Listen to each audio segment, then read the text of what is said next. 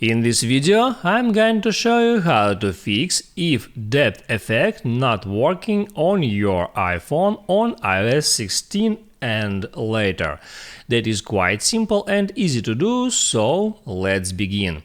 As you can see here, I got a photo on my lock screen, and here depth effect now is not working, and let me show you how you can easily fix that.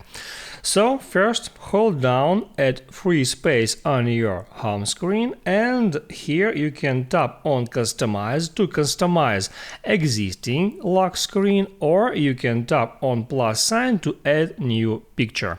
I'll tap add customize and then select lock screen. And now here I can adjust that photo so I can crop it. It's actually already cropped. To do it, just pinch and move that photo around, and here, as you can see, now depth effect is working, because if I'll tap here at three dots, here I can see that depth effect is enabled. So now I can pinch and move that picture around, and here depth effect is working.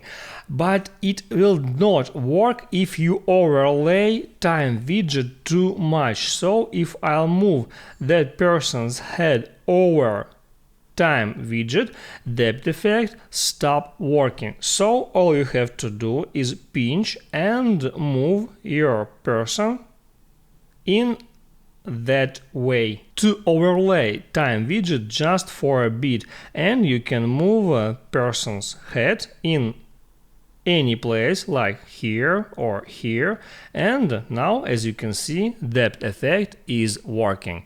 When you finished, you can just tap on done, and that's it. If this video helped you out, don't forget to like and subscribe.